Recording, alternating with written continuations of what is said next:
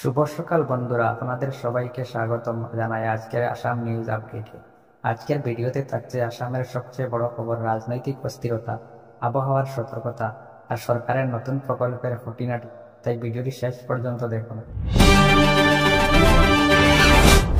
শিবসাগরের রুদ্রসাগর ফিল্ডে এক হঠাৎ গ্যাস নির্গমনের ঘটনা ঘটে।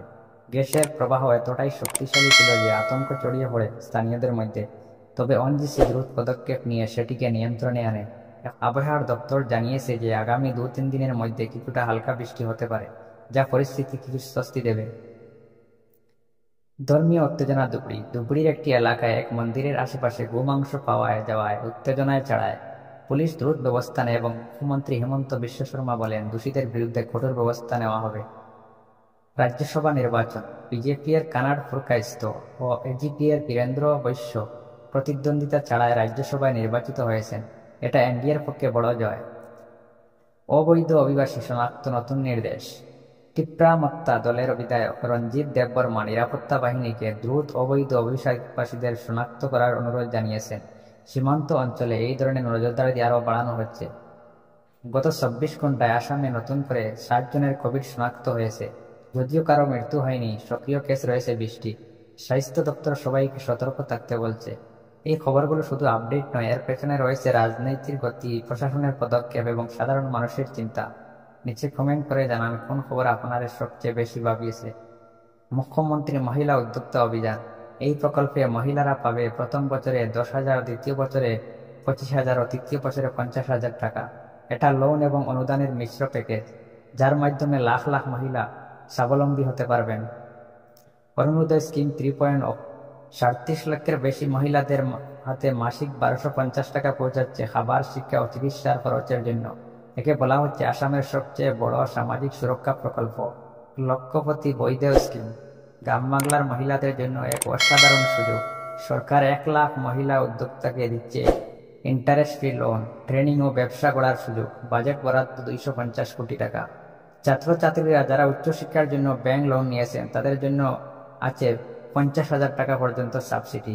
এই স্কিমটি উচ্চশিক্ষা আরো সহজ করেছে। নিম্ন আয়ের পরিবারের জন্য চিকিৎসা খরচ ফেরত পাওয়ার সুযোগ। যাদের বার্ষিক আয় কম তারা সরকারিভাবে চিকিৎসার খরচে অনুদান।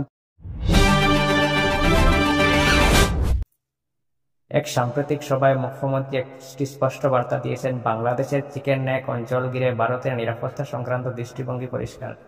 তিনি জানান, যদি আন্তর্জাতিক বা সীমান্তবর্তী কোনো সমস্যা দেখা দেয় তাহলে আসাম সরকার প্রস্তুত রয়েছে প্রয়োজনে সক্রিয় হস্তক্ষেপ করতে। এই বক্তব্য উত্তর পূর্ব ভারতের কৌশলগত গুরুত্ব আরও বাড়িয়ে তুলেছে। রাজ্যের এক কারাগারে ঘটে গেছে এক হৃদয় বিদারক ঘটনা। এক মানসিক প্রতিবন্ধী নারীকে লাঞ্ছনার অভিযোগ উঠেছে। প্রাথমিক তদন্তে 2 নিরাপত্তাকারী কর্মীর বিরুদ্ধে অভিযোগ প্রমাণিত হওয়ায় তাদের গ্রেপ্তার করা হয়েছে। এই ঘটনার মাধ্যমে কারাগার ব্যবস্থাপনা ও মানবাধিকারের রক্ষার প্রশ্নটি নতুন করে আলোচনায় এসেছে। মেয়েদের শিক্ষায় উৎসাহ দিতে এবং বাল্যবিবাহ রোধে রাজ্য সরকার নিযুত ময়না নামের একটি পরিকল্পনা চালু করেছে। এই প্রকল্পে অধীনের ছাত্রীদের উচ্চশিক্ষার জন্য আর্থিক সহায়তা দেওয়া হবে। এর মাধ্যমে বহু কিশোরী পড়াশোনায় আগ্রহী হবে এবং সমাজে নিজের পায়ে দাঁড়াতে পারবে। চা শ্রমিকদের জন্য সরকার আর্থিক অনুদান ঘোষণা করেছে। এছাড়া জীবনধারা প্রকল্পের আওতায় বিদ্যুৎ বিল কমিয়ে সাধারণ পরিবারকে স্বস্তি দেওয়া হয়েছে। 1 মে থেকে 120 ইউনিট পর্যন্ত বিদ্যুৎ ব্যবহারকারীদের জন্য প্রতি ইউনিটে 1 টাকা হ্রাস করা হয়েছে। এতে সাধারণ মানুষের ঘরোয়া ব্যয় অনেকটাই কমবে। ডিব্রুগড়কে আসামের দ্বিতীয় রাজধানী হিসেবে ঘোষণা করার মাধ্যমে সরকার প্রশাসনিক বিকেন্দ্রীকরণের পথে এগুচ্ছে। নতুন বিধানসভা ভবন নির্মাণ, বিধায়ক আবাসন সহ বিভিন্ন পরিকাঠামো উন্নয়নে বাজেট বরাদ্দ করা হয়েছে। কাজিরাঙ্গার এক বাঘকে নিষ্ঠুরভাবে হত্যা করে তার অঙ্গ চুরি করার ঘটনা জানিয়ে পরিবেশ প্রেমীদের মধ্যে চাঞ্চল্য ছড়িয়েছে। বন বিভাগ তদন্ত শুরু করেছে এবং দোষীদের শনাক্তে জোর পদক্ষেপ নেওয়া হচ্ছে। একটি তেল ভর্তি ট্যাঙ্কার নিখোঁজ হয়ে যাওয়ায় অর্থনৈতিক প্রতারণার আশঙ্কা তৈরি হয়েছে। মোট 21 লক্ষ টাকার তেল উধাও হওয়ার ঘটনায় পুলিশ জোরালো তদন্ত শুরু করেছে। এই ছিল আসামের আজকের সমস্ত গুরুত্বপূর্ণ খবর, উন্নয়নের খবর এবং অপরাধ সম্পর্কিত আপডেট। রাজ্যটি প্রতিদিন এগিয়ে চলেছে, একদিকে উন্নয়নের দ্বারা, অন্যদিকে চ্যালেঞ্জ ও অপরাধ। আমাদের এই প্রচেষ্টার মাধ্যমে যদি আপনি কিছু তথ্য পেয়ে থাকেন তাহলে ভিডিওটি লাইক করুন, চ্যানেলটি সাবস্ক্রাইব করুন, আমাদের সঙ্গে থাকুন। দেখা হবে পরবর্তী ভিডিওতে। ধন্যবাদ।